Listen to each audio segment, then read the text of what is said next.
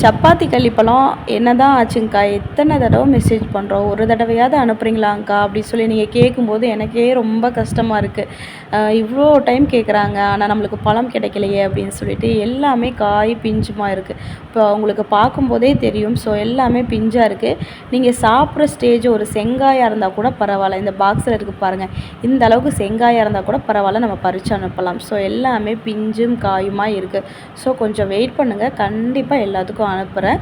அப்புறம் இன்னொரு பிரச்சனை என்ன அப்படின்னா, என்கிட்ட பாக்ஸ் இல்லை. பாக்ஸ் வந்து முடிஞ்சு போச்சு. இங்கே பொள்ளாச்சி உடுமலைப்பேட்டையில் கேட்டதுக்கு ஒரு 2000 3000 பாக்ஸ் வேணால் வாங்கிக்கோங்க, கம்மியாக கொடுக்க முடியாது அப்படின்னு சொல்லிட்டாங்க. நான் வந்து திருப்பூரில் போய் தான் ஸ்கூட்டியில் வாங்கிட்டுருப்பேன். இப்போ ஸ்கூட்டிக்கு கொஞ்சம் உடம்பு சரியில்லை அப்படின்னு சொல்லி ஒர்க் ஷாப்பில் விட்டுருக்கேன். ஸோ எதுவுமே பண்ண முடியாத ஒரு சூழ்நிலை இருக்கேன்.